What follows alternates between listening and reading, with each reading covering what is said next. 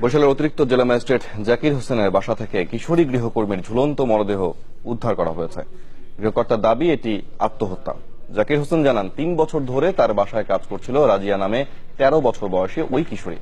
সম্প্রতি তার সাথে একটি ছেলের সম্পর্কের বিষয় জেনে ফেলেন জাকির হোসেনের স্ত্রী। বিষয়টি রাজিয়ার বাবাকে জানানো হলে তাকে বকাঝকা করা হয়।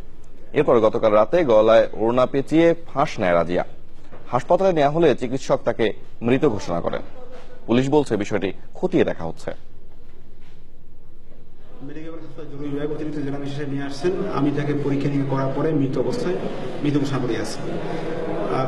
মৃত্যুর কারণ পোস্টমর্টম করার পরে জানা যাবে। একটা ছেলের সাথে ওর ইদানিং একটা সম্পর্ক হইলে আমার ওয়াইফের নোটিশে এটা আসছে। ইভেন আমিও জানি না, আমার ওয়াইফের নোটিশে আসছে। নোটিশে আসলে ওর বাবা মাকে আমার ওয়াইফ ফোন করছে।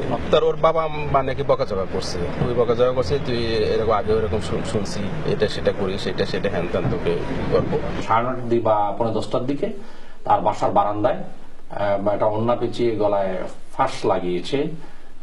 উনি তাকে হসপিটালে নিয়ে গেছেন।